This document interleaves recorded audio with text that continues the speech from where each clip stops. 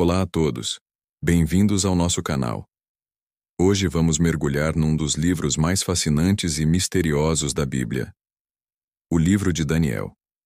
Por que ele desperta tanto interesse? Porque está repleto de profecias incrivelmente detalhadas que atravessam séculos, desde os grandes impérios da antiguidade até eventos que muitos acreditam ainda estarem por vir. Se você já se perguntou sobre o futuro, ou se a história tem um propósito, a jornada de hoje pelas profecias de Daniel é para você.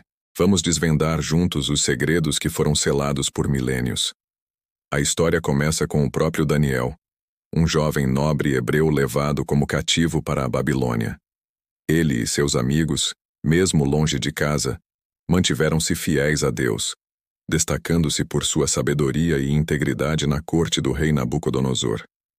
Foi nesse ambiente, em meio a uma cultura estrangeira, que Deus começou a revelar a Daniel visões e sonhos que traçavam o curso da história mundial. A primeira grande profecia surge no capítulo 2, com o sonho de uma estátua gigante. Nabucodonosor teve um sonho perturbador que ninguém em seu reino conseguia interpretar. Ele sonhou com uma estátua imensa, com a cabeça de ouro, o peito e os braços de prata, o ventre e as coxas de bronze, as pernas de ferro e os pés uma mistura de ferro e barro. Em seguida, uma pedra, cortada sem auxílio de mãos humanas, atingiu os pés da estátua, que se desfez por completo. A pedra então cresceu e se tornou uma grande montanha que encheu toda a terra. Foi Daniel, com a ajuda de Deus, quem revelou o significado. A cabeça de ouro representava o próprio império de Nabucodonosor, a Babilônia. O peito de prata simbolizava um reino inferior que viria a seguir, o Império Medo-Persa.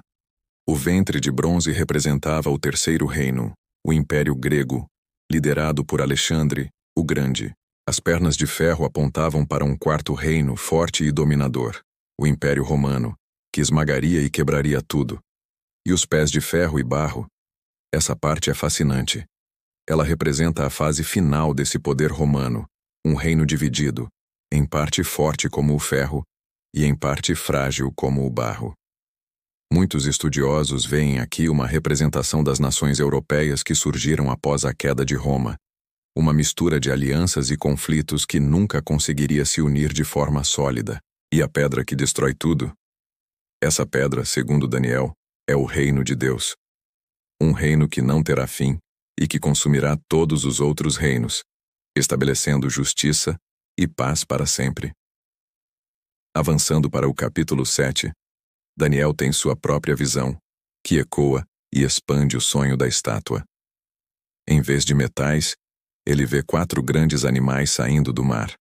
O primeiro era como um leão com asas de águia, representando a Babilônia. O segundo, um urso, simbolizava a Medo-Pérsia. O terceiro era um leopardo com 4 asas e 4 cabeças, uma imagem perfeita da rapidez das conquistas de Alexandre, o Grande, e da posterior divisão do seu império grego entre seus 4 generais. O quarto animal era o mais terrível de todos, indescritível, extremamente forte com grandes dentes de ferro. Ele devorava e esmagava tudo. Esse animal representa o Império Romano, correspondendo às pernas de ferro da estátua. Mas a visão não para por aí. Daniel observa que deste quarto animal surgem 10 chifres, e entre eles, um chifre pequeno, que falava com arrogância e perseguia o povo de Deus. Essa figura do chifre pequeno tem sido objeto de intenso debate e estudo ao longo da história, sendo interpretada como um poder político e religioso, que se levantaria após a fragmentação do Império Romano. A profecia do capítulo 8 foca nos impérios Medo-Persa e Grego, com ainda mais detalhes. Daniel vê um carneiro com 2 chifres representando os reis da Média e da Pérsia. Em seguida, um bode veloz vindo do ocidente, com um chifre notável entre os olhos, ataca e vence o carneiro.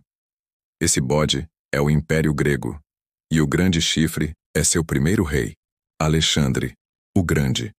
A profecia detalha que, no auge de seu poder, o grande chifre seria quebrado, e em seu lugar surgiriam 4 outros chifres, apontando novamente para a divisão do Império de Alexandre entre seus generais. É uma precisão histórica impressionante, escrita séculos antes dos eventos acontecerem. Talvez a profecia mais precisa e impactante de Daniel seja a das 70 semanas, encontrada no capítulo 9. Enquanto Daniel orava pelo seu povo, o anjo Gabriel lhe aparece e revela um cronograma divino para a redenção. A profecia fala de 70 semanas, que a maioria dos teólogos interpreta como 70 períodos de 7 anos, totalizando 490 anos. Esse período começaria com a ordem para reconstruir Jerusalém.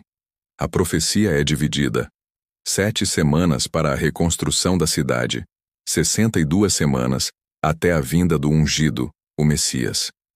E após essas semanas, o Messias seria cortado, ou seja, morto, mas não por si mesmo. Os eventos se alinham de forma extraordinária com a história. A ordem para reconstruir Jerusalém, o ministério de Jesus Cristo, sua crucificação e a posterior destruição de Jerusalém no ano 70 d.C., Cristo, parecem se encaixar perfeitamente nesse cronograma profético. É uma prova poderosa que aponta diretamente para a identidade e a missão de Jesus. Os capítulos finais de 10 a 12 contêm a visão mais longa e detalhada de Daniel. Um ser celestial revela a ele uma longa sequência de conflitos entre o rei do norte e o rei do sul. Historicamente, isso corresponde às batalhas entre as dinastias que sucederam Alexandre, os Seleucidas, ao norte de Israel, e os Ptolomeus, ao sul, no Egito.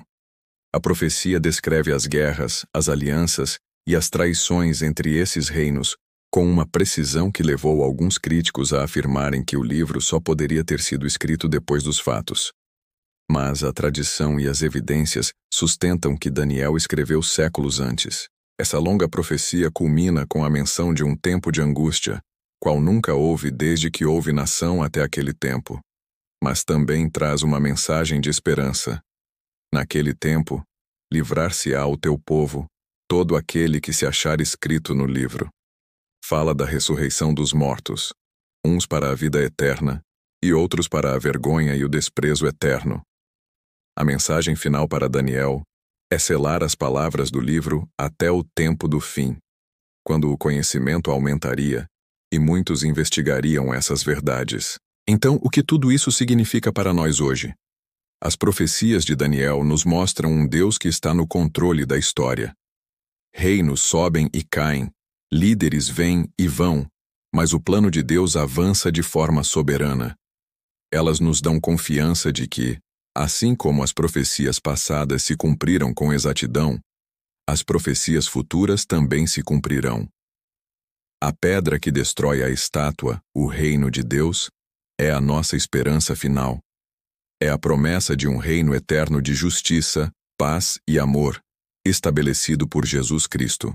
Estudar Daniel é um convite para fortalecer nossa fé e olhar para o futuro não com medo, mas com esperança, sabendo que a história está nas mãos de um Deus soberano e amoroso.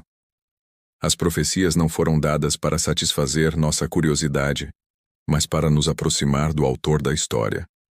Espero que esta jornada pelas profecias de Daniel tenha sido esclarecedora e inspiradora para você.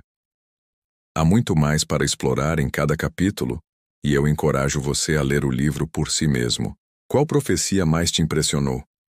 Deixe seu comentário abaixo, vamos conversar sobre isso. Se você gostou deste vídeo, não se esqueça de deixar o seu like, se inscrever no canal A Bíblia em Minutos e ativar o sininho para não perder nossos próximos estudos. Muito obrigado por assistir e até a próxima.